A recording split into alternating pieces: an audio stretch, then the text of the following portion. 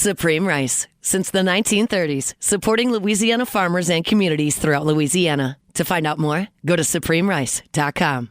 Live at lunch. You are looking live. Live at lunch. Live at lunch with Ott and Hanny on 104.5 ESPN, Baton Rouge. What the hell's going on out here? Now, here's Jimmy Ott and Charles Hannegriff. Yeah, for some reason or another, you sound a little taller on radio. Is it live? Is it live? Is it live? Is it live? Is it live? From Las Palmas Mexican Grill here in Prairieville, welcome to the Thursday edition, live at lunch, 104.5 ESPN Baton Rouge. Charles Hannegriff along with Jimmy Ott. Jordan Kinchin's back in the studio. And our first trip here to Las Palmas in Prairieville. We're going to be with the Las Palmas Family Restaurants. We're here in Prairieville to open up our first show here. Yeah, here on Airline Highway in Gonzales. Beautiful location, man. Beautiful patio, nice furniture, landscape. And all. Love the kids' crayon graffiti wall. The garage-style doors to open up. We're right probably next month in October. We're doing that. Beautiful bar over here with two big screen TVs. And, of course, all the local teams, with the Tigers and Los Animal Gators and Southern Jaguars up there as well. So, been around for a long time. 4 locations, of course, Wax Road in Central, Highland Road near I-10, right down the street from Rufino's, Dutchtown and Oak Plaza Avenue. And, look, man, I know the family, and they're knee-deep into the restaurant industry. They know how to run a great operation. Quality folks, man, and just excited to be over here for the first of several locations or remotes that we're going to do here at Las Palmas Mexican Restaurant. We're one day late this time, Charlie. Yeah. Happy hours all day on Wednesday. All day on Wednesday. All day on Wednesday. Okay. Yeah, we'll get that straight next time. Wednesday we'll get like a Wednesday good day. stop. Yes. And the kids eat free on Tuesdays. Yeah. So there you go, Charlie. Okay. There you go. Learning the lingo. Well, we are here for the lunch specials, though. That start at just $10.95. So 18 different lunch specials served Monday through Friday, 11 a.m. to 3 p.m. Huge weekend of college and pro football. But can I just start with, something that was historic yesterday in baseball that relates to LSU? When I go spend Paul Skenes. Paul Skenes. I got to talk about this. Did you see Livy getting excited when he came off the mound in 6? Did you? Yeah, and did you with see? With a Miller Lite in her hands, you fire. Yeah. And did you see him? And if I didn't know him, his mannerisms from his time here and having watched him, I might not have noticed it. But did you see? He got the last strikeout. He must have known he was coming out of the game. Oh yeah. And he just he looked around, just kind of soaking it in like. You ever had a long, hard day and okay, I did my job well today? It was kind of like he was looking around like, yeah, okay, this is how I want to operate. This is what I'm doing. The Pirates season hasn't been good, but he's been exceptional. I don't know. I might not have noticed it otherwise, but he's just kind of soaking it in going, yeah, okay, I did my job. That's kind of him. I saw him in the dugout interacting with folks, and when he's shaking hands and everything, he's done. This is sort of routine for the Pirates at this point. He's got plenty enough stuff to continue. He's going to finish right. He did finish right under 200 innings, 192, 193, something like that. So did not miss a start. They did not overextend him. I think he went at a little stretch for about 4 or 5 games earlier in the season right at 100 pitches a game. But, once they were out of it, it's been more like 75 or 80. I don't know how many. That's probably how many he threw last night, about 75 or 80. But the interaction. 85, the interaction in the 3 hits, no walks, 7 strikeouts, I think. His strikeout to walk ratio, it's been like 50 to 4 over the last 5 starts or so. And he just put the finishing touches on the Cy Young. He knows he's getting it. Now, he left the game when it was 2-0, I believe. Maybe 1-0, but it was 1-0 or 2-0. They did go up 2-0. Reds cut it to 2-1 in the 9th. I think it was 1 out. They hit a solo shot. to tie the game, so he gets a no decision. He finishes 10-10 on the year, and your win-loss record as a starting pitcher. I don't know how a win-loss record for a starting quarterback is any less of a tale, but thank goodness that they started this with DeGrom, and it's got a very similar feel to that DeGrom Cy Young year, where I think he finished 500. He may have been 9-11. I want to say 10-9, 11-10. It's right. Yeah, it's right at it. So he's a lock. He wins it, and man, he started 2 All-Star games already. Rookie of the Year, Cy Young the next. They didn't really show her all game, but when he was coming out, they sure because it was a Reds broadcast. But they showed she was fired up, watching from the suite as he came off the mound in the 6th inning. How hard was it for him to get wins, Jimmy? If we're going to talk about wins for just a second, I know it's just as hard as DeGrom to get wins his year he won it. Yeah. In his 10 wins this season, how many earned runs, did Paul Skenes give up? 10 games, 10 wins. How many earned runs did he give up? DeGrom was 10-9. He was 10-9. Okay, 10-9. Yeah. One game over. All right. So in Paul Skenes' 10 wins this season, how many earned runs do you think he gave up? In the 10 games,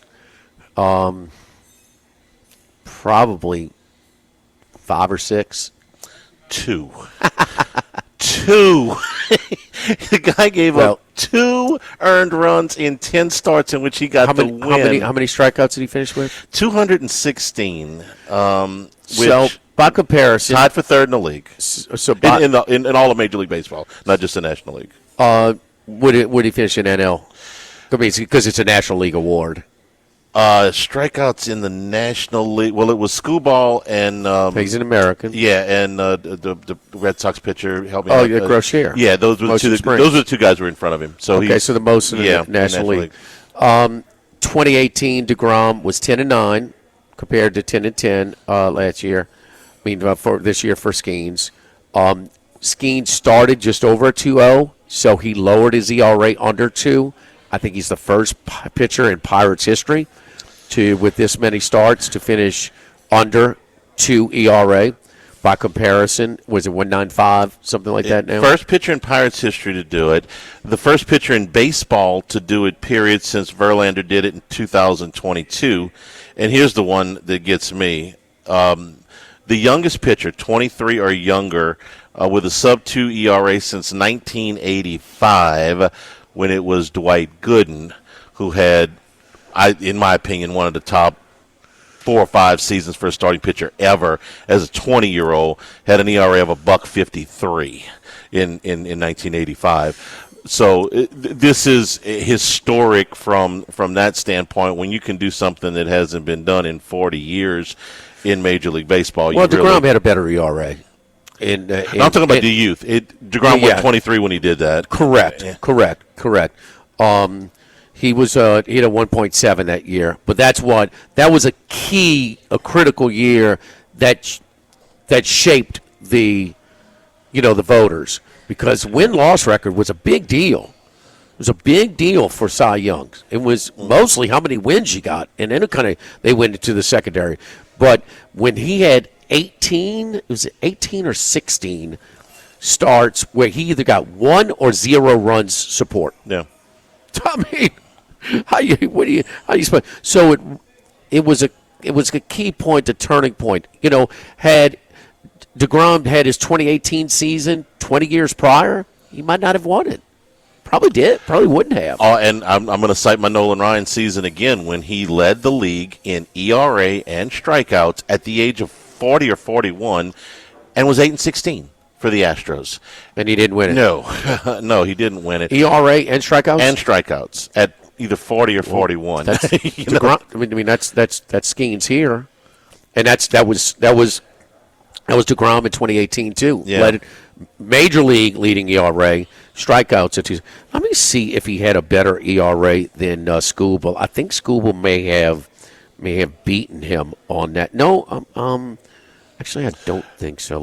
By the way, they lose again last night. Guardians now one-run lead. While you're looking that up, let me throw you a couple more stats. Since you asked about the ERA and the WHIP for the Pirates' history, you got to go back over 100 years, which obviously this is not the same era, to find better numbers than that. So we're talking about modern era numbers. So under 1 WHIP.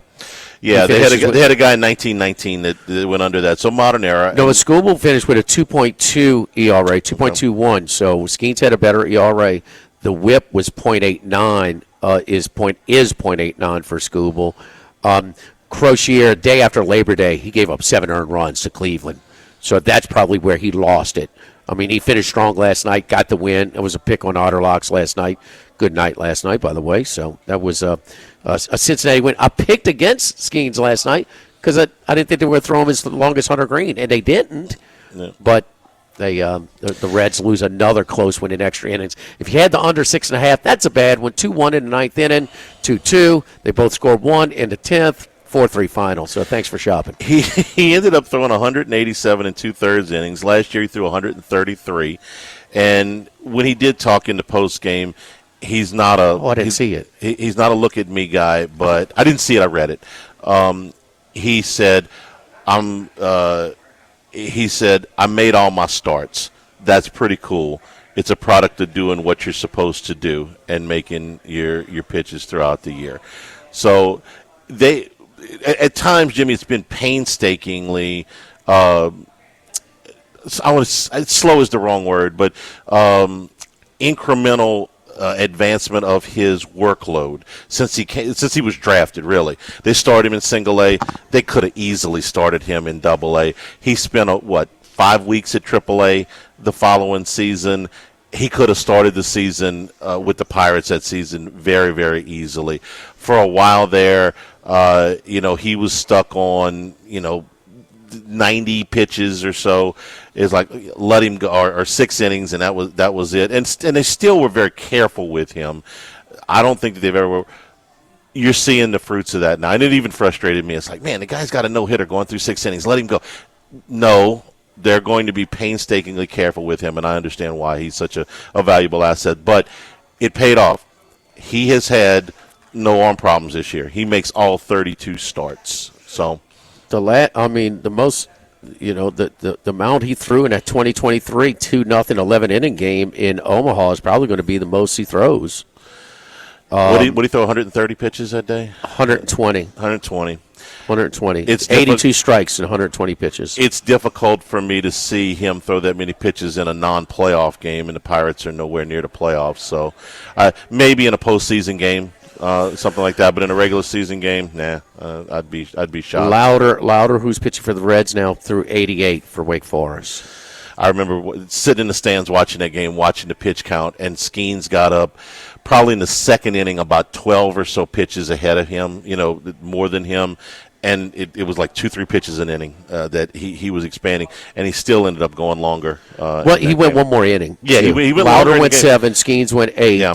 And had to throw a lot more pitches. 32 more. Had to throw a lot more pitches to do it. He's going to win the Cy Young. He'll be the first major award winner to come from LSU, either Cy Young, MVP. Joey Bell should have won the Albert Bell should have definitely won the MVP of the year. He hit 52 homers and 50 doubles, but he didn't. So, and DJ LeMahieu's won a pair of batting titles. Pretty damn good. All-Stars, yeah. And Chad Auger would have been the MVP of the 1997 that's World a series. And that would have been a big deal, but this is the biggest. This is the biggest. Those batting titles are pretty big, but this is bigger. But and LeMahieu won a batting title in each league, which is really impressive to me. Now, one of them was in the COVID season. It was a 2-month season, so I mean, if we're going to be accurate, I forgot that. Which one was Colorado? The other one. The other one. So. So the non-Coors Field one was during COVID. Yeah, it was during COVID. So, hey.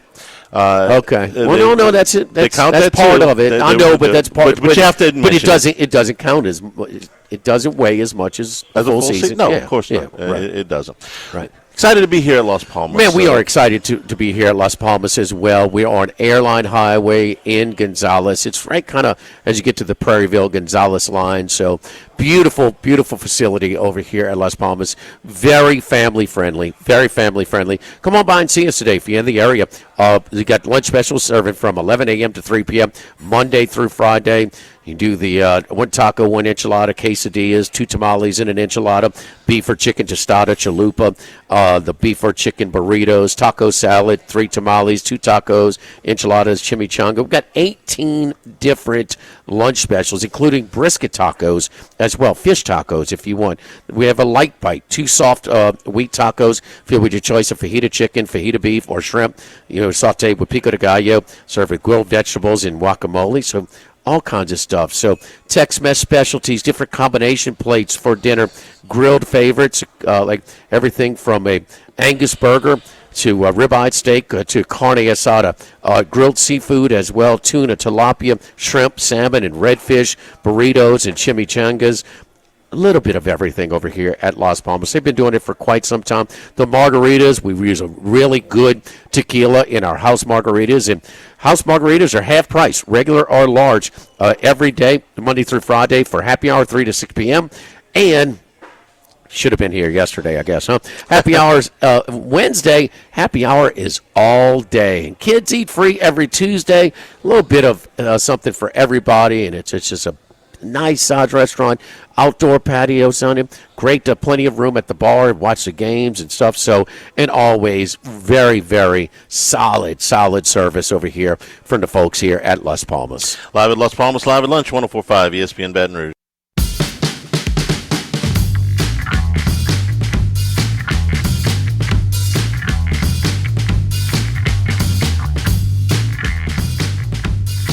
Live at lunch with Ott and Hanny.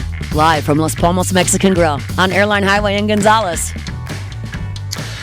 Also last night, the big dumper hit pair of dingers last night. Give him 60 on the year. It's pretty rare. 3 guys that did it that didn't have the asterisk by them, and 3 guys that did. Ruth, Marison, and Aaron Judge 3 years ago. And, of course, McGuire, Sosa, and Bonds all did it, but with the PED stuff hanging over their heads. So, a catcher to hit 60 home runs is not something I've ever thought I would see. A switch-hitting Gold Glove catcher. Never thought I would see that. So, there's some cool stuff. Because I thought a lot of those Gold Gloves were he had 7. Barry Bonds is not that good of an outfielder, especially once he started becoming a slugger. But I mean, he was a tools player. That's what the sad part of him. I mean, I love a guy that can do everything. Hit for average, hit for power, field your position, run. 40-40 guys. Those 40-40 guys, I mean, they can't, and then he just became a slugger. And that's it. Became Babe Ruth. And that was it. And it just so made him less special. But big dumper both sides, man. He's dumping for both sides of the plate, Charlie. He is. They are loving it. Seattle's got a chance to be the number 1 seed. Yeah, they do. They're 1 game back, I think, with 4 to play. Yes, Game back. Yes. And the Mariners are the only team that has never made the World Series in Major League Baseball. So you remember who beat them that year? They set the record. They won like 118, 116, I think, in 2001. The Yankees, right? The Yankees went to the World Series that year out of the American League. I know, but who beat them?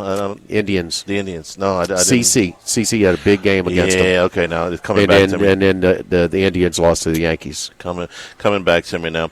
All right, let's move on to football. The LSU Ole Miss line, kind of holding there. Ole Miss -1. You say yesterday you like LSU yes. in this game. You want to expound a little bit? We got a minute here on why. Both teams, strength against strength, weakness against weakness. But I think that LSU's weakness I see more potential to improve with LSU's offense. And it started with last week. I don't care if you score 100 against SLU. It started with Nussmeier's health. Did he throw the ball with zip? Did he throw it? Did he move pretty good? Everything. There's no sign of any type of injury with him. And so it's hard to, I think there was a nice sort of tune-up to push the ball vertically. I mean, use his arm, man. And how much was the injury? How much is the excuse? How much was poor decision? I don't know. But there's nothing. I can see him physically push the ball downfield. I could see the the plays coming in with an emphasis maybe to look to throw the ball downfield. So all of that, the running game with your best running back, a suffering running game with your best running back might be out for this one. That's not good. Good thing is, Ole Miss hadn't stopped anybody running the ball, and I think that LSU's defense will get some stops. Ole Miss will score some points, but they will get some stops, and I think that LSU's got it. I mean, it's just a little bit wider advantage if Nussmeier. We're not looking for him to just. They can against this Ole Miss defense. They should have a big day. They should score points. They should move the ball. They should have explosive plays, and I think LSU, real simple. LSU's defense has a better chance of getting stops than Ole Miss defense against a passing game that should be much more affluent than it's been for most of the year. And I'm gonna pinpoint three guys that I think are going to be really important. By the way, I don't disagree with really any of that. I also one more thing, if Kiffin wants to go tempo in this game, and he may do that a little bit. Fine with me. LSU's got. I know their depth is better. Yes, and I think I said at the beginning of the season. I really believe it now. A pass rush in the fourth quarter. You got fresh legs up there. I think that you're going to really see that start to wear in the fourth quarter. At least that's Charlie, what's the path last night? The path? Yeah, you like it? It's good. Yeah. That helps that you have a good team and you have a good season. Right. It's tough. Okay, when you're 1-3, the path isn't very fun. But it's cool. It's just well done. I enjoyed it. They have done so many creative things with that series. So how you like with the matchup? I mean, as good as Chambliss is, he misses some still right now. Yeah. It's a lot of new pieces. He misses some throws every now and then, but he's so much better than Simmons for sure. Yeah. The three players I'm looking at for LSU that I think are going to Tredez going to be back? Tredez is going to be back. Yeah. He's going to play. He's not one of the guys I'm thinking of, although he could very well play a big role in this thing. Juwan Johnson, Xavier Thomas, and Harlem Berry, I think, are going to be the LSU run game this week. I would be surprised at this point if Caden Durham had a big impact in this game. Now, maybe he went to practice yesterday and he looks great. I don't know. But he does look a little tentative. He does an ankle injury with the way he has hit some holes and looked at some, looked in some of these runs would explain a lot. And I think if you give him this week off and then you get the bye week, you have a real good chance of getting him back to full go. Watching him this year and watching him last year, I think there's been, especially since after the Clemson game, he looks like he's hurting a little bit. Let's see if he's great, good. But if he's not, Juwan Johnson, who I thought showed a little bit of a spark, and Xavier Thomas, who's been, even as a wide receiver, a part of this run game. He's got 10 carries on the season, and he's averaging 8.5 yards per. And then Harlem Berry, and we talked a little bit about this yesterday, I think they have to have him in the game to run the football just a little bit, but they also have to have him in the game at times where he doesn't touch the football, and don't put him in a position where he is expected to take on anybody one-on-one. I mean, if he's got to pick up a blitz. Somebody's got to pass protect in that group, and it's not going to be Thomas. So make sure that when he has got some kind of pass protection responsibilities, it's chipping with a tight end or some help. Get him something that he's comfortable with. Oh, I got you. Combination. Yeah, okay. Give him a little bit of help. Don't put him out there on an island somewhere. And if you do that, then these three guys end up being the LSU run game on Saturday. And if they can do that against this bad Ole Miss rush defense, then that's going to make all the difference in the world. Don't forget our friends at Legacy Title. Chad Reynolds, the Legacy Title for all of your real estate closings. 296-0060. Full-service title company servicing all of South Louisiana. Ashley Donald, Mariana Haynes, Adrian Galata, Michael Platt, Natalie, and Bradford Smith. Buying, building, refinancing. Nobody choose but you. Choose Chad Reynolds and Legacy Title. Lunch specials over here at Las Palmas. Again, Monday through Friday, 11 a.m. to 3 p.m. Starting as low as $10.99. 18 different lunch specials, including fish tacos, brisket tacos, lunch fajitas, combinations, all kinds of good stuff over here at Las Palmas. One of 4 locations in Baton Rouge. We're at the Airline Highway location in Gonzales. Live at Las Palmas, live at lunch. Colucci's next on 104.5 ESPN Baton Rouge. It's time It's now Colucci time. Dwayne Colucci is back to give his best picks on 104.5 ESPN Baton Rouge. Live here at Las Palmas, live at lunch, live at Las Palmas, one of 4 locations in the greater Baton Rouge area. We're here at Airline Highway in Gonzales. Of course, Wax Road in Central, Highland Road near I-10, right down the street from Rufino's, and Dutchtown on Oak Plaza Drive. So we go out to Las Vegas, talk to our buddy Colucci. Colucci, how you doing, buddy? Doing good, Jimmy Yacht. What's going on in Baton Rouge? Well, we just getting ready for a big game against the Ole Miss Rebels. And yes. Now I'm asking for a friend, but so when Dak throws the interception, it kind of seals the game. They were kind of way behind anyway, and the camera goes to the suite and shows Jerry, and he's like, he's a little upset. You know, what's going through your mom when they show that shot of Jerry, like he's a little surprised, like, damn, like he was just, thought that they were going to win or something, huh? Jeez. It's hard to describe. Let me tell you that. It just, you know what it is? It's like, I'm at a loss for words because we've been showing the same thing for 30 years now. So, right, it gets somewhat repetitious. A little banged up now, don't get me wrong. Secondary's banged up. CD's banged up, but still no excuses. I mean, the only team we beat is the Giants, and like I said, we beat them at a 20, but, maybe 12, 15 in a row. So, it gets to the point where this guy, that's the whole point. It's just, he just can't let it go, but yet it's a losing tradition. What the franchise represented in Let's reconnect with him. Yeah. Jordan. Jordan, let's call Colucci back. I can hear him that he dropped right there, so we'll get him right back on. Of course, we want to ask him also the reaction to the big one. Mike is coming home. No, but Philadelphia blocked Soup and score. Oh yeah. What kind of reaction? I thought you were still in the Cowboys team. Sorry. Oh, I'm sorry. No. That's a survivor consideration for a road team. Packers against no CD Lamb and the secondary still banged down. They're nearly coming off of favorite. A loss. Yeah, I expect they will be over a touchdown when we're doing the show on Sunday morning. 6.5 right now. Yeah. I'll be shocked. Don't forget our friends over at United Community Bank, the local way to bank big. With locations from Baton Rouge to Golden Meadow, we've been serving the people of southern Louisiana for over 50 years, including their newest branch at Burbank and Bluebonnet.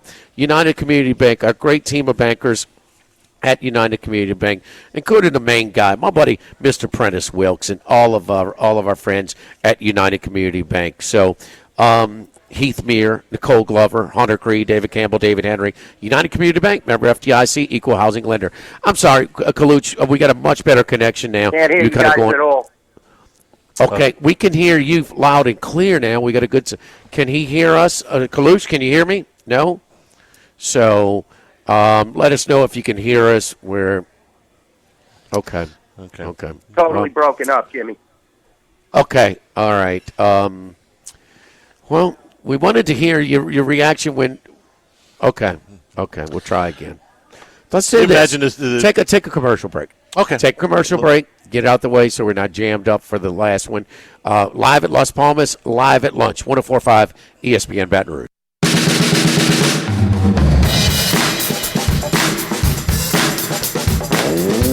Live at lunch with Ott and Hanny. Live from Las Palmas Mexican Grill on Airline Highway in Gonzales. On 104.5 ESPN Baton Rouge. Let's try and connect again. Try it again. Colucci, you there? I hope I'm there. Can you hear me? Okay, all right, good. Now I can hear you much better. There we go. Okay, I'm sorry. Jer, the good old boy. It's stale, like we said. 30 years in a row. No changes, guys. Just the same repetition. And it's getting tiresome now as a Cowboy fan when, you just have an owner that pisses off superstars. Yeah, he pays certain ones, but is he paying the right one? Is that Dak Prescott a $60 million quarterback? I mean, then you just let Micah walk. And this is what was expected. I was not pulling any punches when I told you guys this team would be horrible this season. And it's just going to continue on. I mean, the injuries are piling up. The offense is, somewhat solid, but Dak is going to throw, like you said, an interception occasionally. And, Jerry expecting him to be perfect and the reincarnate of, Troy Aikman, it's impossible without the weapons and without the offensive line. The defense is just horrible. I mean, you saw I tweeted out that they couldn't stop an offense like Bishop Gorman, which is the top high school here in Las Vegas. It's just, you see it playing out on the field. And when Caleb Williams is having a game like that and just shredding you, you have to sit back and, did you make the right coaching decisions? I mean, I don't think McCarthy was the problem. I think it's just the atmosphere and what Jerry brings to the table, the rosters he tries to create at this stage of his career. It's just failing, and it's going to continue to fail as long as he's a hands-on owner. Charlie brought up that stat when we were talking about Parsons and should they sign him or not. And then when they didn't, he's traded to Green Bay with him in the lineup. They were number 1 yards per play before DVOA. Yeah, they were number one defense, and without him, number 32. Yeah. Yards per play defense. Opponent's yards per play. Dallas is 31st. Chicago. Yeah. And I can never remember, and this is a tough one now, when a guy throws for 450 yards, and he's benched after the next game. That's the one. I mean, Russell Wilson torched you like that, and I know the DB was out, the cornerback. I forget his name. You know his name, but he's a good back, too. He's a good defensive back, but still, 450 1 week, you benched after the next game. So that's the one that, how bad are they? I mean, Survivor. I don't take visiting teams, Kaluch, but this Green Bay, I got to consider them here. If you didn't use them last week, that's the whole thing.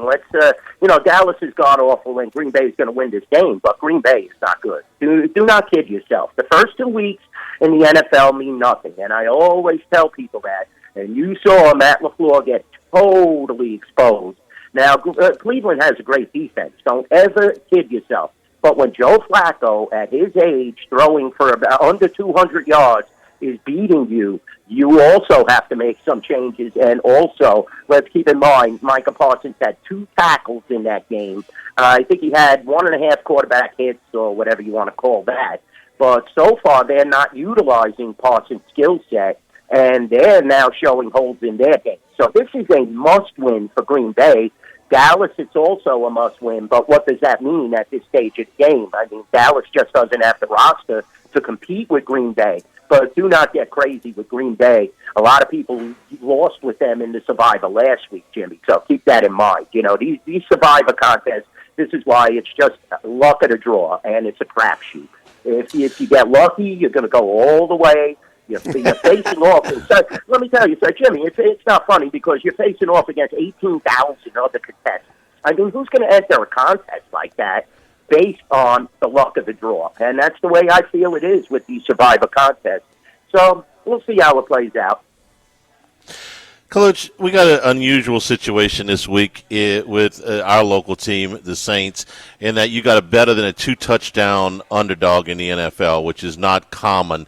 This is the biggest underdog situation for the Saints since 1985. Now, here's what I forgot about that game, Jimmy. This was against the Montana Niners. They were a 16-point underdog. The Saints actually won that game, which I had forgotten. But what year? 1985. This was one of the Montana teams.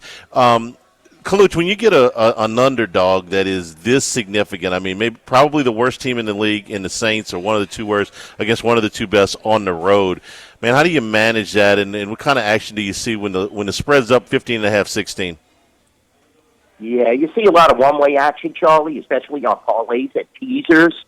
That's what you're definitely starting to see. It's just every teaser has the Buffalo Bills on there. And Buffalo is quite a good team. I mean, let's not kid ourselves. We haven't seen movement in the line because it's set so high, Charlie, at 16.5, but we're seeing a ton of money line teasers and parlays on the Buffalo Bills, and rightfully so. I mean, like you said, the Saints are just as bad as the Cowboys, if not worse. 0-3. You're going on the road into that treacherous Buffalo atmosphere. Buffalo really just wants to keep this going because they want to have home field throughout. And they definitely have a team that is capable of having, home field throughout. So Buffalo, they got that big win against Baltimore. Yeah, Baltimore is still a solid team. Look at what Lamar Jackson is doing despite them having a 1-2 record. And it's going to be shocking to see either the Chiefs or the Ravens finish out that game at 1-3. So, Buffalo is definitely the team in the AFC. They're the king of the hill right now. And I wouldn't really risk them if we're talking Survivor, getting back to Jimmy's favorite, contest. But I wouldn't waste them this week. There's definitely several other better opportunities I would look around, but they're a lock this week. Yeah, it was an LSU boy who intercepted that Jordan Love pass and returned it down to the 4-yard line. I can't kill Green Bay's defense when their longest touchdown, their only touchdown drive was for Cleveland was 4 yards. So I think the defense. Well, Cleveland is poorly coached as well, Jimmy. I mean, remember when they got that big opportunity and they were on the 3-yard line and they immediately took a 15-yard personal foul penalty. So then it becomes a 3rd and 12 situation, and you have a quarterback that's throwing a 4-yard pass.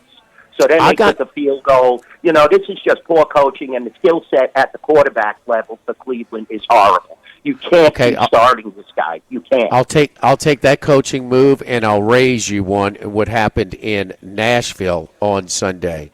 So it's a 4th and 1 from the 39-yard line. Okay. So it's going to be a 56-yard field goal. So that's called you miss it, you give them a ball near midfield. It's like just under a minute to go. What's the name? The coach for the Colts, Steichen, called timeout with just under a minute to go to kind of put the pressure. You punt, but you can't let it run down and do something. So we're going to force you to do something like if you miss it on 4th down try or field goal, we're going to have time to burn you. So they come after. Colts call timeout. He calls a timeout. So after 2 consecutive timeouts, guess what they do? Delay a game penalty. So let me know the next time your team takes a delay a game penalty. By the way, so that pushed it back to 61 yards. They missed it, and the Colts got a field goal before half. A delay a game penalty in a critical spot after 2 timeouts. That's a new one on me. Icing your own kicker, basically, and then making the wrong decision with the 61-yarder, not knowing kicker's capacity. So, it just happens constantly at the NFL level. It happens constantly at the college level. There's suspect coaching all around. You see weird calls. It basically cost Detroit a trip to the NFC Championship a couple of years ago. So it's not out of the realm. It's not out of the realm. My friend here remembers that one well. He was losing his mind. I was less than pleased. He was losing his mind watching that. I was less than pleased. Hey, what about, speaking of losing your mind, were you working Sunday when Philadelphia blocked the field goal and returned it to cover the spread?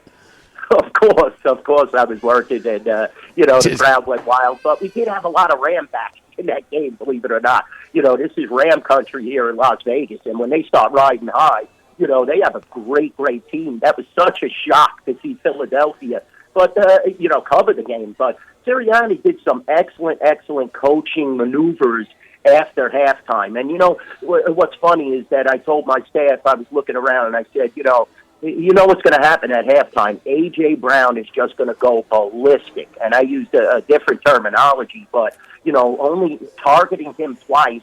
And this Jalen Hurts mindset that he must control and run constantly. Basically, Jalen Hurts in the first half of that game took Saquon and A.J. out of the game by just running around and doing his own thing. You knew Brown was going to be very vocal. The coaching staff was going to get in Hurts' ear. Start targeting these wide receivers, mix in Saquon. Don't worry about your stats. You're not Kirk Cousins. And let's move the ball down the field against this Ram defense, which is tough to move against at times. But they made the adjustments. They did the right things. A.J. Brown had a stellar second half, and the Eagles are still the best team in the NFC. So since the terminology is probably not suitable for the air, can you give us a hint what terminology well, you were using? I just said he's going to go, totally ape crap and just go crazy. Okay. With the SH word, he's just going to go off Jalen Hurts. They don't have a good relationship the way it is, So I just feel that he was just going to go ballistic and, focus on Hurts and say, look, get me the ball. What are you doing these first couple of games where I'm not getting as many targets as some of these other receivers, and you're just constantly tucking and running? So, I think Brown was vocal. I think Sirianni was vocal. The coaching staff did the right thing, and Philly's the best. Hey, you got to get there early on Sunday with the Dublin game, back to back. Yeah, I'll be here. Yeah, actually, I'll be here like 5:30, 6 o'clock. So, definitely, yeah, I'm the man. So I got to be there. I do leave a little earlier. Probably after the second half of the 1 o'clock, 1:25 games. But yeah, I'm definitely here. So Dublin, Charlie and I did a show from the Jameson Distillery in Dublin, Ireland, one St. Patrick's Day. I forget exactly what year it was. We 13. did a tour, a catwalk tour in the front. It was freezing. Charlie will explain just how pleasant it was. It was just a tad below Del Mar's weather conditions. Jimmy looked like Lane Kiffin at the Sun Bowl with his hoodie all the way around his face, and we had to be strapped to the catwalk to make sure we didn't blow off. And I'm not even exaggerating a little. They gave us these coats to put on in the basement. They were like 250 pounds. Like, where are we going? What kind of? It's supposed to be enjoyable. It looked like Han Solo in Empire Strikes Back on Hoth. I mean, this stadium six. On a tauntaun. There you go. We're supposed to be impressed for 65,000 seat stadium. We got 100,000 one right down the road, bro. I mean, just give us our Guinness and let's move on. I mean, this is not two cold weather teams though this week at least. One of them plays inside.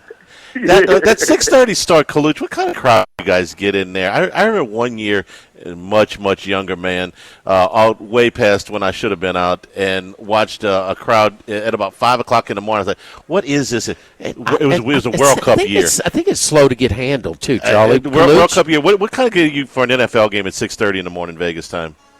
It's not bad, Charlie. I mean, we'll have about 20, 30 people, but it's nothing like, when the 10 o'clock start, and it's nothing like World Cup. You got to take into consideration, a lot of people love soccer, even here in Las Vegas. So, you get those real early World Cup games, and you'll have a crowd here because, sometimes a team has a backing or a contingency of like 30, 40 people, and, you add the mix of the other 20, you're going to have a bigger crowd. But the NFL is starting to draw off these Europes. I think that the NFL neglects to realize the West Coast-based crowds, and I don't know how successful, other than lining the team's pockets, this really is, and the stadium revenues, whether it's in Dublin, Germany, where it is, or Mexico. I don't think it's, that enamoring for the West Coast, but the East Coast guys are up, so you know how it is. We're out of time. Colucci, follow Dwayne on Twitter at NYBookie. Dwayne, good luck this week. Pull those Tigers through over in Ole Miss for us, Colucci. Let's go. 4-0 versus 4-0. This is going to be one of the major matchups. Go Tigers.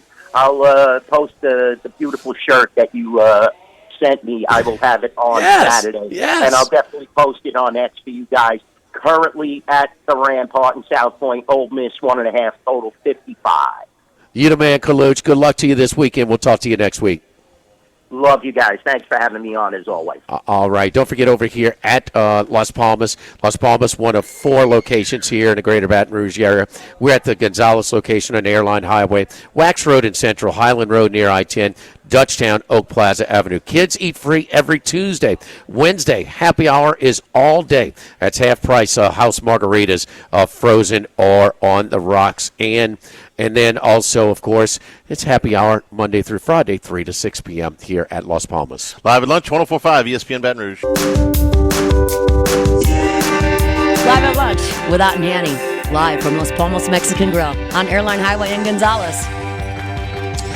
And we return here at Las Palmas, our first trip to this restaurant, but we're with the Las Palmas family of restaurants here moving forward. We're excited about that relationship. Yeah, no doubt, man. The great folks over here at Las Palmas, so know the family. It's a family function. They're heavily involved in the restaurant industry here in the greater Baton Rouge area. They know what they're doing.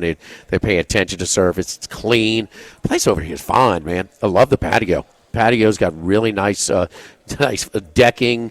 The furniture, the landscaping looks really good. The bar is really nice. Plenty of space. 2 big screen TVs to watch the game. Happy hours every day, Monday through Friday, 3 to 6 p.m. Half off margaritas, house margaritas over here. And then Wednesday, all day is happy hour. Kids eat free, very kid-friendly over here at Las Palmas, so family-friendly. It's very popular over here in the Gonzales area. So one of 4 locations in the greater Baton Rouge area. Here today, we're at the Gonzales location at Airline Highway, Wax Road in Central, Highland Road near I-10, right down the street from Rufino's, and in Dutchtown and Oak Plaza Avenue.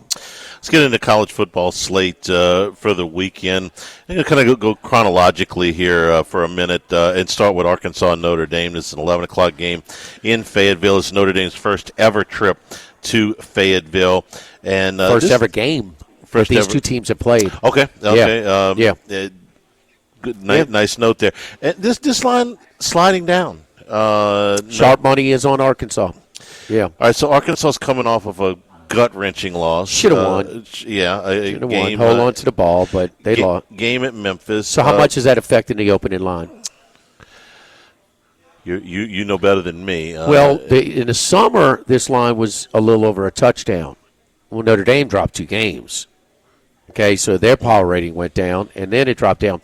But remember Will Wade came on, and it was Auburn, LSU, and he says, I know what this show's all about, and I'll just say this. Defense is optional Saturday. Defense is optional here, Charlie. Well, they've given up so many points. I'm talking about Notre Dame. I'm talking about both. Yeah, they have. Notre Dame gave up 41 points to Texas A&M. Actually, their best defensive effort of the year was probably at Miami in the first week of the season. They gave up 30 to Purdue. There was, I think, a scoop and score in there in that game. But no, this is a ton of points and yards that they've given up. How about score and defense ranked? Arkansas is ranked 117. Okay, Notre Dame, I'm going to say, is ranked probably within 6 or 8 spots, one way or the other. 209. 209, ain't but 130 teams. Includes FCS team. Okay. Yeah. I mean, yes. They've been bad. And Taylor Green, okay, even with the interceptions, okay, even with the turnovers, is a guy who's capable of putting up big plays. Both of these quarterbacks are good. Both these quarterbacks are really good. I think C.J. Carr is going to be exciting. Yeah. Carr went up and down the field, but Purdue went up and down the field. That was I know Notre Dame barely covered, but Purdue, I mean, they rarely stopped him. Taylor Green's got a lot of starts, but he was not nearly the passer at Boise. He was an ugly passer at Boise. He was spotty last year, second year with Bobby Petrino, second year with this stop, similar to a Jaden Daniels problem. He's brilliant. And isn't the quarterback part of it on third down, how good you are? A big part of it. 62% on third down conversion rate. That's a ridiculous number. And 62%. He's averaging just under 90 yards a game on the ground, in addition to what he's done through yards the air. per attempt. Maeva for USC leads the country at 13, right around 13. Carr for Notre Dame was 18.5 on Saturday. I mean, this is defense is optional in this one. And unless there's a monsoon and there's not, the weather's supposed to be perfect, 64.5 seems like a low. I know it's a lot of points, but even for these two teams, it almost seems low. Oh, it seems low to me. I mean, I've seen enough of the. I don't know how much you watched the. I think it was the same night as the A&M Notre Dame game, same night as LSU Florida. I don't know how much you watch. I mean, I was back and forth. I mean, I watched a lot of A&M was one of my picks. I watched. I had them on side by side. I mean, like one play where he hit the receiver and he's kind of going down, but for a 20-yard, they just like throw him around. They don't wrap, and he goes 60 more yards for a touchdown. Just really bad, sloppy defense. A lot of arm tackles, a lot of sloppy special teams. They gave up the return for the touchdown. He got called back, but no, they are a sieve. But the special teams are the defense is out there, and it's week. I don't care if A&M. Boy, it's Purdue. It's everybody they play. The one game where they kind of hung in there a little bit. That's the first game of the year. We talk about that. The offenses are way behind. This defense is bad, and Arkansas's defense. The interesting thing is what kind of atmosphere. They're so hungry, so excited about Notre Dame coming to town, but their defense, their fan base, they've got boycotts about trying to not show up. And we talk about the coaches that have been launched. There's 3 of them so far. All have been launched with home performances. When they're losing to Old Dominion, Tulsa, or help me out. What was the other one there where they launched? Virginia Tech lost. Old Dominion. Yeah, Old Dominion. Oklahoma State lost to Tulsa. And who was the other one? UCLA. They lost. Get drilled by New Mexico. Yeah. So the stadium's empty. There's nobody there watching the fourth quarter. I don't know if you're going to have this, and I got to think the fans will still be if they're in the game. Now, if it gets away from them, then that place is going to empty quick. This is not a fan base that's willing to stick with their team right now through some tough spots. And the other if they have them. And of course, this is an unusual situation in that we know if Sam Pittman was launched mid-season, who would take over as head coach, and he just happens to be the most successful coach you've had there since Frank Broyles. He had them up in the top. The day he hired him, but then again, Bobby Petrino, I don't think Petrino's backstabbing him. As dirty as he. Pittman had to bring him aboard. No, I don't. I wasn't. No. That wasn't my angle. My angle was the fan base has somebody that they like. But I'm clarifying that too. Yeah, I'm clarifying that too because some people they just put that. Oh well, he's trying to weasel his way in there. No, I mean that's pretty raunchy to do. But the day he was hired, a year and a half ago, whatever, people connected these dots. Okay, he's going to be the guy that replaces Pittman. There's a raunchy and Bobby Petrino joke to be made here. I won't do it. I'll move on. I can't trust Arkansas to cover this spread. I'm just going to play the over. Taylor Green's playing at a high level, and C.J. Carr, this guy's got 40-something starts. C.J. Carr's got less than a handful, but I like what I see out of him too. USC and Illinois matchup of ranked teams. USC is 4-0. They look like a very typical Lincoln Riley team. They score a bunch of points. They give up a bunch of points. Illinois is coming off the biggest skull dragon that I can remember a Brett Bielema team taking. Maybe a couple of those early Arkansas teams when they were in the transition, but they just got mauled last week. Alabama didn't outrush them. In their heyday, didn't outrush them. They had a similar game, but didn't do what Indiana did them Saturday night. So I don't know how they react to that, but SC is just under a touchdown road favorite here. This look-ahead line was USC 1.5. It's now 6.5 or 7. I liked Illinois before. I'm looking for them to bounce back here. USC had major problems with their road conference games last year. They only won 1, and that was across town, about 30 miles away to the Rose Bowl against UCLA. Lost a close one. All were close, but lost to Maryland, Michigan, Minnesota, and there's one other one in there. I think Rutgers, maybe, that they lost to. The Friday night game, maybe. They all of these were lost. They lost leads, and I'm looking for another close game. I think Illinois and USC's got to do something before. I mean, they got to. You just can't play one side of the ball and win significantly. They can win this game. And the thing about Illinois is, I know Bielema is saying the right things, but he preaches running. He's going to run the ball, and to rush for 2 yards. To get out-rushed by 310, to get out-Bielema'd, to get beat that bad at your own game is just, I do wonder a little bit, so it's tempered my enthusiasm on Illinois, but I'll still have them. Couple little quick hitters, and we get out of the early window. Duke is at Syracuse. Duke, a little bit misleading with some of the stats and stuff like that, but for Syracuse, coming off the big win at Clemson, and they'll have to replace Stephen Jelly as quarterback with Ricky Collins. And Jelly did not play well against UConn. He played great against Clemson. More bad luck for Clemson, huh? If Angeli plays the level he did against UConn, that would have been a routine win for Clemson. Well, he didn't. And Collins came in and threw a touchdown, but he still was the offense was not moving the way it is. They should. We'll see with another week to prepare. But Duke Mensa, he got bruised up. Tulane they ambushed him on that return. They ambushed him. Look, he got $7 million plus for 2 years to go to Duke. I mean, you can't. His mom was basically living on food stamps out in San Luis Obispo. I mean, come on, man. This is the good part about the NIL. Yep. But even to a point where they're down against NC State, 3rd and 11, they hand the ball off. Wait a minute, you didn't pay this money to Mensah for him to hand the ball off near midfield on 3rd and 11. Well, he got going in the second half, but the key game in that, the key spot, C.J. Bailey thought they was 4th and 2. There was movement. It should have been offsides. He's pressured, so he throws it away, thinking he has a free play. We throws it for an interception that they return inside the 10 with less than a minute to go. They punch it in, flip the game over, because Duke benefited from the turnover margin plus failed 4th downs, plus 7. So Mensah's back. They'll move the ball, but also Duke may not be quite as good as we thought, because the game was worse than this final score at Tulane. That was some garbage yards and points to kind of make it more respectable late down at Tulane. Another local product who's starting, but these guys have been starting for a long time, Eli Holstein and Pitt.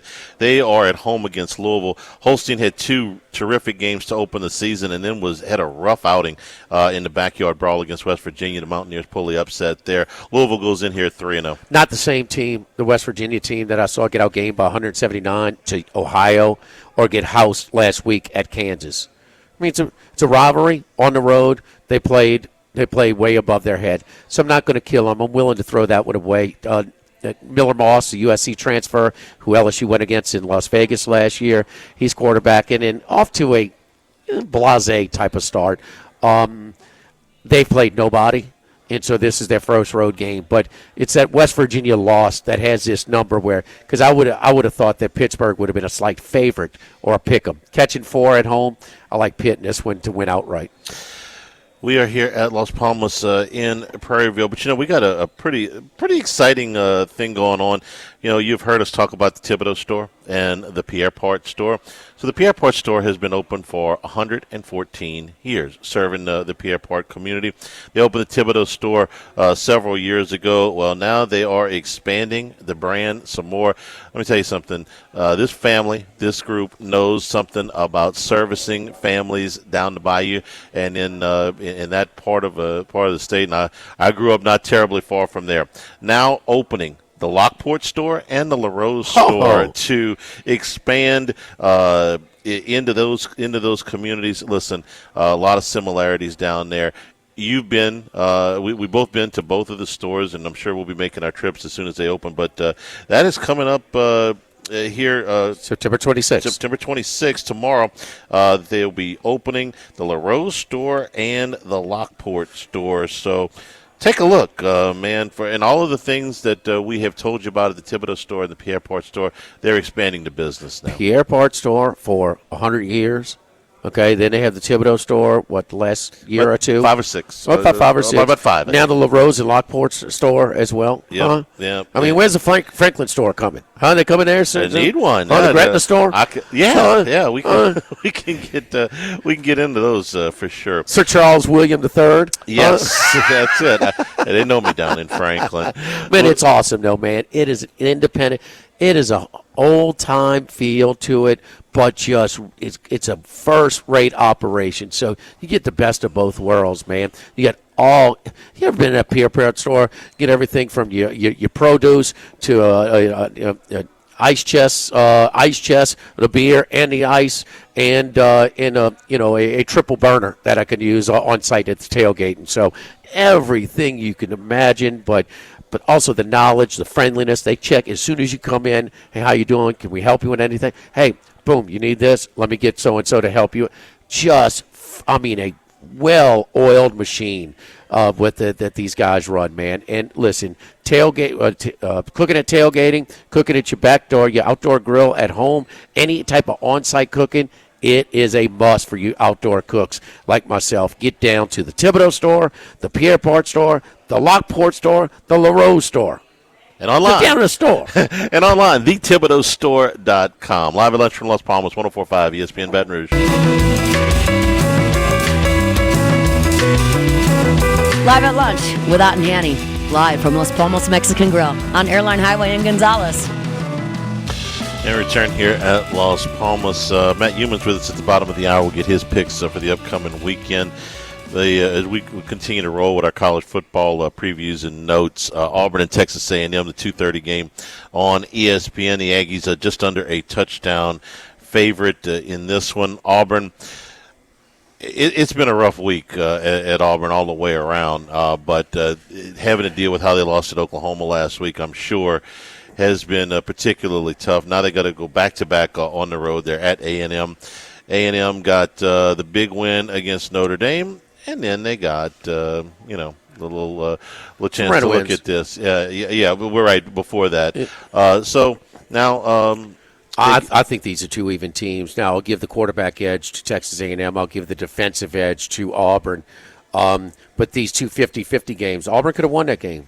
I mean, and we think pretty highly of Oklahoma with Mateer, right? They go up there and they played with them. I mean, you get a scoop and score call back on a tough call. You get an illegal play allowed for a touchdown on a defensive game. And 13 more penalties. Now, 13 penalties, you can't finger point to that. That's mostly you, but that's a lot for a game that was that competitive. Jackson Arnold missed some open guys, especially downfield, because he doesn't put air under the ball. Marcel Reed puts a lot of air under the ball. He's really, you want to talk about a real contrast in styles. Both can run. We know that. Are they going to speed Jackson Arnold up a little bit? Charlie, I think these two teams are very, very even. I think the line is inflated because A&M pulled their 50-50 game out and Auburn did not. And that's fair. A&M averages 3 sacks a game. Okay, through 3 games, so a small sample size. Auburn gave up 9 last week. What kind of pass rush are you going to be able to get after them? That's one of the ones I'll be watching, because if you get your quarterback sacked 9 times, this is all you do in practice. When the offensive line has a game like that, if you don't get that fixed, we talked about it. So I leaned on Jeff G. I leaned on Tex, and I asked him there and everybody agrees he's holding on to the ball too long. He's not the only reason. Okay, that's not it, but he's just unsettled back there, and he doesn't have a ton of starts, and he's jumped around. It's. He started a bowl game one year. Then he started a handful of games, a year or two ago. And was it last year or the year? I think it was last year. Then he started a little less than a. So it's just been this choppy. There's no continuity with him to grow, and so maybe it's like he's just a first-time starter. Maybe it's like his first 3 or 4 starts that you see this sometimes. But I see a lot of Jaden Daniels' first year at LSU. I mean, can really run, but very uncommitted to the pocket and just held on to the ball way too long. And the one thing is, and the other the commonality, he doesn't throw interceptions. Jaden Daniels didn't throw interceptions, but they're being too protective of it. They got to let it go at some point. Ohio State goes on the road. This is a 2:30 game. They're on the road for the first time this year. They're at Husky Stadium in Seattle to face a 3-0 Washington team. Washington a little bit over a touchdown underdog here. And for Julian Sayin, who was I thought he was not bad given the circumstances and all of the pressure on him in the first game against Texas, and then they've had 2 layup wins there. But this is his first road start, Jimmy. This is a popular angle for us. First true road start in a hostile environment. Yeah. So I'm and how's it done this year? It's done well again this year. So I'll be on Washington here. They only had 200 yards in that first, and we talk about it, putting 2 real good teams, 2 good defenses. I think those 2 defenses, Ohio State, Texas, and LSU, might be the best in college football this year. Williams, DeMond Williams, and Sayin both have top 5 passer ratings in the country. So Sayin, after a very pedestrian start against some weak competition, but his numbers are very good. We got to be careful with those stats, especially the Grambling game. No, thank you. But Williams, this is not his first year starting, and he's really good.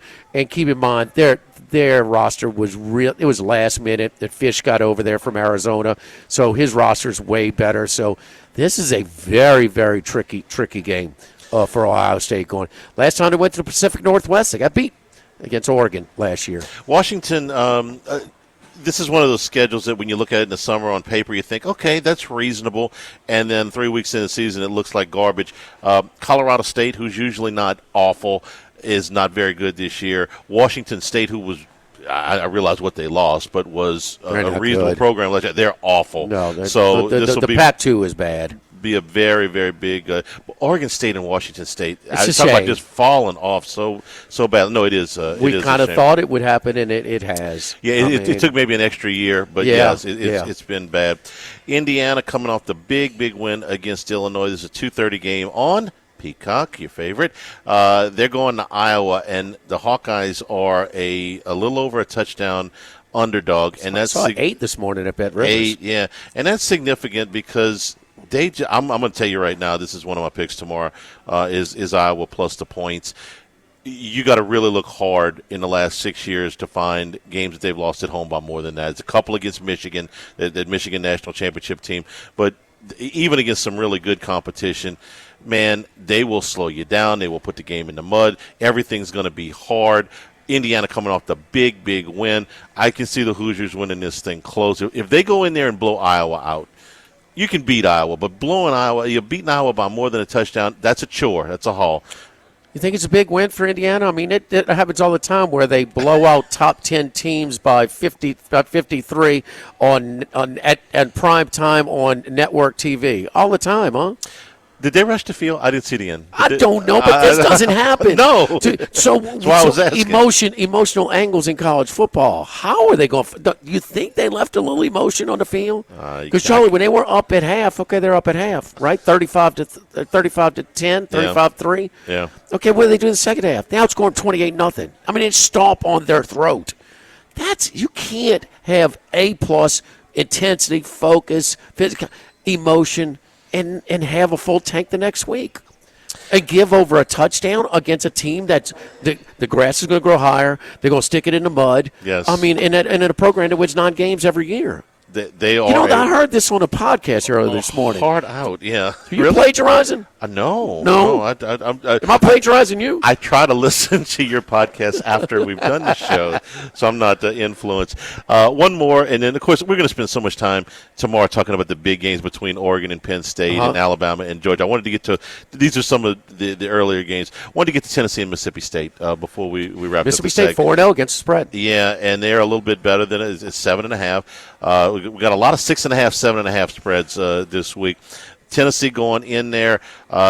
Tennessee got to be kicking themselves basically for that loss to Georgia. They rebounded with a win against UAB. Should be a lot of points too. And we talked about this. This is not Aguilar's first road start. No. He had some at App State, but this is the toughest environment. I love that those cowbells have been banned. There's never any in the stadium. So, but let State have something. But Aguilar, this is a high-powered offense for Tennessee, and Chapin's having a very nice year. He's healthy this year. This is a guy that did win the outstanding the offensive MVP for the Big 12 championship game win against Oklahoma State when ran in and won it at Baylor. And they are better. They are. That's why they're 4-0 ATS, because they're exceeding expectations. Everybody had them power rated last in the league coming in this year. They're not the worst team in the league this year. So they're clearly better than Kentucky and maybe a few more. We'll have to see, though. This is a big test. It should be a lot of points, should be a lot of yards. Tricky start, too. After the 2:30 window, they start 45 minutes later. So on SEC Network, really, it's a good game. Good game. Yeah, and it's a stay-away spot for me as far as wagering. Me too. Because I don't know exactly. I would say Tennessee, but I thought Arizona State was going to go in there and win, and Mississippi State ended up beating them in what was a kind of an unusual game as far as the scoring runs and stuff like that. They fell behind. They came all the way back. I want to see. Yeah, I want to watch. I won't be shocked if Mississippi State, competes with them, goes toe-to-toe with them. I won't be shocked if Tennessee wins by 2 touchdowns. Don't forget our friends at Relief Windows and ReliefWindows.com. Windows, doors, siding, and shutters. And how about the doors that we have over at the Relief Windows? Exterior doors, French doors, sliding glass doors, all of our doors over at Relief Windows. You can take a look at them at ReliefWindows.com. Our selection of replacement doors are all created using the highest quality materials available and designed to provide secure and durable barriers between outside of and inside of your home. They look good. They last. They don't with the weather, kind of expand where it's hard to open the door and close it, shut it, leave spaces, things like that. They come in a variety of materials, each with its own unique advantages. Check out all of our stuff at reliefwindows.com or give us a call for a consultation for a rep to come out to your home at 288-8138. We're open 8 a.m. to 5 p.m. Monday through Friday at Relief Windows. Live at Las Palmas in Prairieville, live at lunch. 104.5 ESPN Baton Rouge.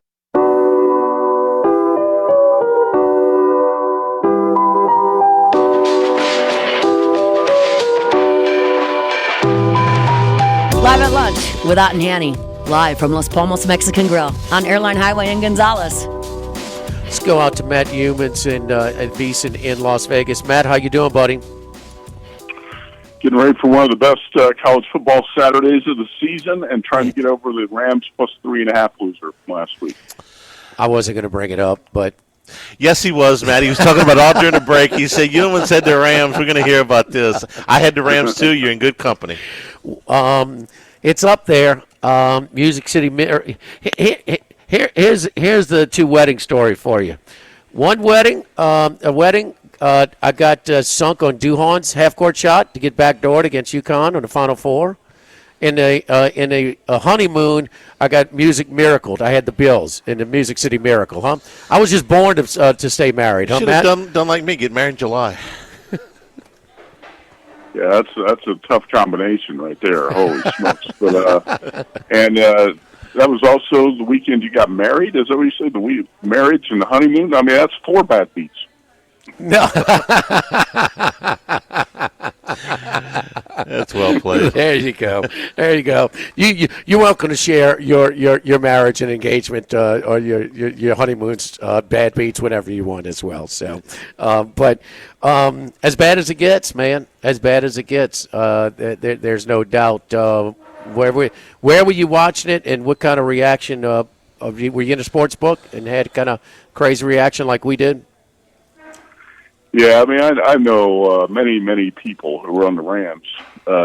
So, like you said, misery loves company. But I was over at the Westgate Superbook, and I was not shocked that the field goal got blocked because one got blocked earlier in the game. But the thing is, when the holder was about to fall on the ball, he got drilled by another Eagles player for no apparent reason because it's dead ball and the game's over. Eagles win, if somebody recovers it. Gets drilled, ball pops up. Jordan Davis, 400-pounder, ran 60 yards for a touchdown. Nobody can catch him, and that's the worst part of the whole thing. But, it was chaos in the sports book, and a lot of people going crazy because you have a lot of squares laid to points with Philadelphia. And I just walked right out, got in my truck, and drove off. I decided not to break anything or punch anything, and that's it. Yeah.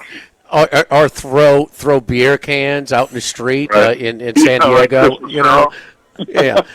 You know his new nickname, huh? I give him a new nickname. Tell me if you're good with nicknames, huh? Meltdown Macero. I mean, he will grind on some games, boy. And he'll tweet about him constantly. If any of your listeners really want to be entertained, follow Real Gage on Twitter, GADGE. And this guy is a psycho tweeter on a nightly basis.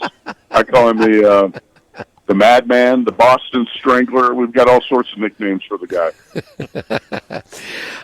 Before we move on to some of these great college games, and you're right, it is loaded this weekend. It's going to be great. Your best NFL pick this week? I'm coming back with the Rams. I'm laying. If you could lay 3 minus 120, that's great. If not, lay 3.5. I think the Rams are going to be focused on closing the deal this week against the Colts, and you got to focus also on what the Rams did well last week. Hey, they were up 26-7 on the Eagles in Philadelphia, and I think showing that they're right there again in the discussion to be the best team in the NFC this season. Also believe it's going to be a reality check for Indiana Jones and the Colts. Daniel Jones, I've always felt, is a better quarterback than most people give him credit for, but he's not as good as he's looked so far. And don't forget, the Colts have faced the Dolphins and the Titans, two of the worst teams in the NFL, and also they were gifted a win over the Broncos by the officiating crew. But taking a trip to the West Coast here, I think it's going to be a reality check for the Rams, for the Colts, and the Rams get back on track. Yeah, I like them too.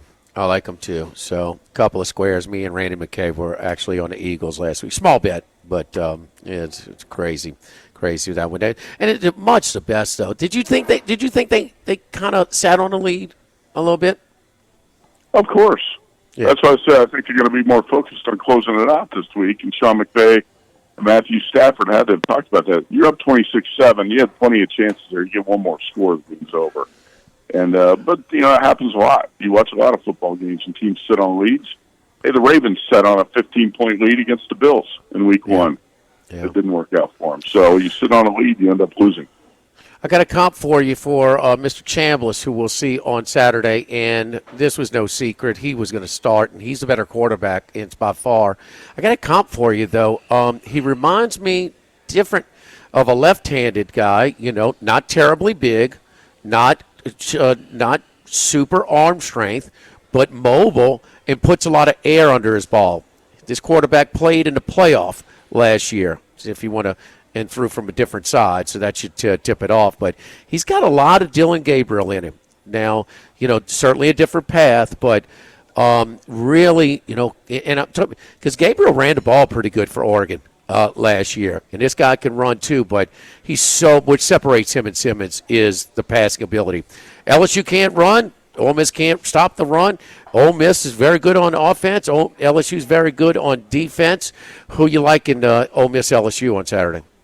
I like Ole Miss. I bet Ole Miss had picked him at Circa a couple days ago. And I think that a lot of people expected when Austin Simmons went out, it was going to be a big drop-off quarterback for Ole Miss. And like you said, that's not the case. I've looked at the history of this series. The home team usually gets the best of it. And also, I know Brian Kelly was prickly with the reporters when they asked about the offense after the third game of the season. But those were fair questions. The LSU offense through 3 games, Garrett Nussmeier had 3 TD passes. Was averaging 20 points a game. Obviously inflated some of those numbers, padded some of those stats with that big win last week. The running attack's also been subpar for LSU. The defense has been what's so impressive. And now you look back at some of those wins. The Clemson win, not quite as impressive as we thought at the time. The Florida cover, a little bit of fluke. DJ Lagway throws 5 picks and still got a chance to get in the back door late. I'm not taking a lot away from LSU. I still think this is a team that's got a great shot to be a playoff team and do something if the offense improves.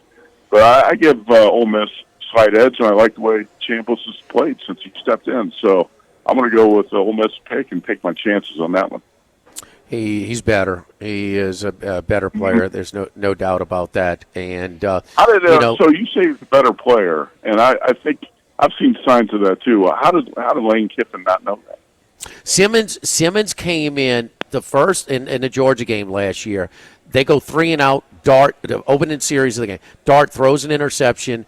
Georgia punches it in on 4th down. He's hurt. Simmons goes right down the field, 75 yards.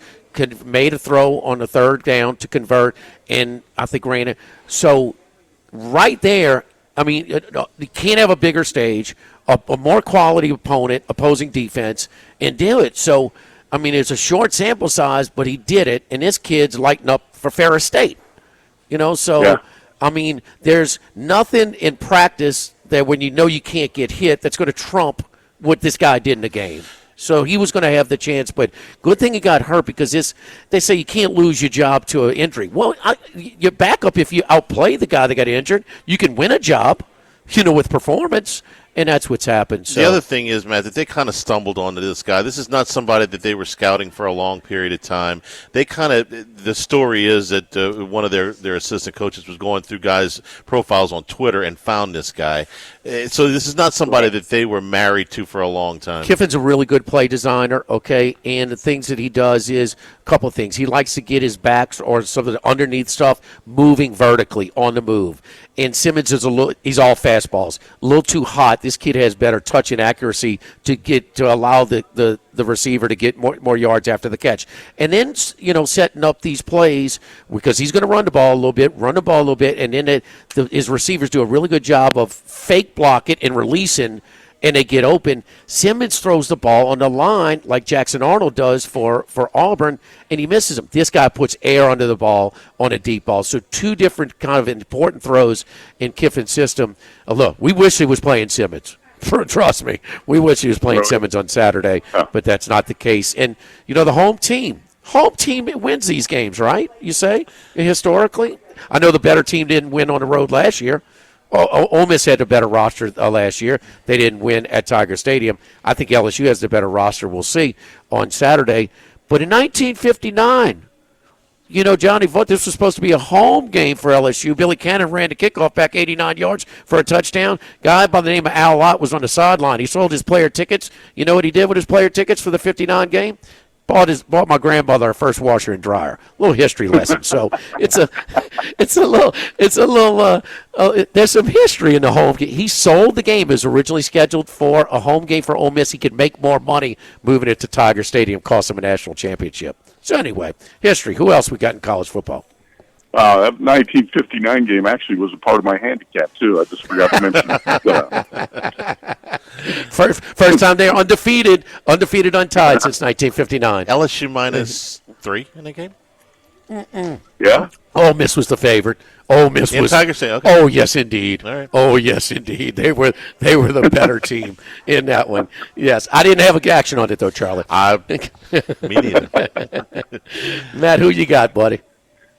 Well, on the college card, I'll just work from the top as I'm going down the screen. How about San Diego State laying 2.5 at Northern Illinois? I'm going to play the home dog in that game. I was on Cal. I was on San Diego State against Cal last week, and that was a situation, one of those classic handicaps where Cal just won as a home dog. It was going on the road as a 2-touchdown favorite, and I thought that line was ridiculous. And obviously, San Diego State came through 34-0 as a home dog. Now going on the road to DeKalb, Illinois, and laying points against Northern Illinois team that we know is feisty as an underdog. I'm playing the Huskies here, plus 2.5. I don't think there's any threes out there anyway, so you got to take the 2.5. Haven't bet this yet, but Circa's got an 8 up here on the Indiana-Iowa game. And this looks like one of those spots where I know Indiana's a tough team to bet against right now. But I also don't think the Hoosiers are as great as they looked in that 63-10 win last week. And not too many times you're going to get Iowa as an 8-point home dog against a team other than Ohio State or Michigan or Penn State. So I take my chances with the Hawkeyes catching 8. Also, I played Air Force. I bet this 4.5 early in the week, but still played at 6.5 now. Hawaii's playing for the 6th week in a row. Quarterback Micah Alahado played probably the worst game of his life last week. He's not the same since a foot and ankle injury. Hawaii offensive line's not playing well. Got 0 rushing TDs through 5 games. And Air Force put in a new quarterback last week, Liam Zarka. Ran up 514 yards, 37 points, 36 minutes time of possession against Boise. I like Air Force laying 6.5 against a Hawaii team playing for the 6th week in a row and taking a tough trip to Colorado Springs. Over 53.5, probably worth a look in that game, too, because both defenses are pretty weak. I played Stanford, but, again, this number opened to 1, and now it's up to 3, and I see 3.5 at a couple places, including FanDuel. So you got to lay 2.5 or less on Stanford. So we'll throw that one out at this point, too late. Like I said, Ole Miss, I played a pick. I think I'm going to play Illinois this week as a 6.5-point home dog. I know the Illini have got some injury issues, but again, this is a really – Lincoln Riley was complaining about the early start time after kicking off at 8 p.m. last week. He's got to kick off at 9 a.m. Pacific time this week. I like usually to bet a good team off a really bad loss, and that was probably the worst loss of Brett Bielema's coaching career. So let's go Fighting Illini plus 6.5. I'm waiting for a 7. I don't see it yet. If the 7 pops up, that'd be a better bet for me. Also playing – probably going to play Oregon plus 3.5 at Penn State. Not sold on that yet. I did lay Georgia minus 2.5 against Alabama at Circa early in the week. I thought 2.5 was a bargain price on the Bulldogs. I'm sure you guys got an opinion on that game. And here's a live dog of the week, which could be the biggest upset of the week. I'm taking the Washington Huskies plus 8.5 against Ohio State. You got a freshman quarterback, Julian Sand, making his first career start on the road There A we go. Washington team that's top 5 in scoring offense, very underrated. I think the Huskies are live dogs in Seattle. We use that. We've been using that angle for a long time. We're on it again. It's been very successful again this week. As far as we almost out of time, Iowa +8. That makes 3 of us going with that. Although Wes Reynolds says that Indiana football always beats a top 10 team by 53 and outrushes them by 310 on primetime network television. Yeah. So anyway, yeah, the little emotion left in the field in Bloomington, and I'm on Illinois to bounce back as well. Great stuff, Matt. We appreciate it. We're out of time. We'll talk to you next week. Okay, you bet. Thanks. All right. Don't forget to hear at Las Palmas. Live at lunch at Las Palmas. We'll be at a different Las Palmas once a month. You've heard the spots over here. You come on by. Make sure you tell them that you heard it right here on 104.5 ESPN Baton Rouge. We're at the Gonzales location here on Airline. Of course, Wax Road in Central, Highland Road near I-10, Dutchtown on Oak Plaza Avenue. Kids eat free every Tuesday, and happy hour is all day on Wednesday, featuring half off of house margaritas. Live at lunch, 104.5 ESPN Baton Rouge. Live at lunch with Ott and Yanni. Live from Los Palmos Mexican Grill on Airline Highway in Gonzales. Getting up early tomorrow? Earlier? What time they start the coverage on Ryder Cup? 6 a.m. From Bethpage Black. I'll put it on. Yeah, 11-hour broadcast tomorrow on USA from 6 a.m. to 5 p.m. Yeah, no, I think it's cool. And so we'll get. Would they start that early Saturday and Sunday too? They start that early on Saturday, and on Sunday the singles matches don't start until 11. So, you're going to get early golf tomorrow and Saturday. Well, that's one advantage of at least having it on the East Coast. I like it. I like when it's in Europe, so I can watch all of it and it doesn't interfere with any of the football. So it'll be interesting to see how the different sports books, how they incorporate it or not, and with different ones around.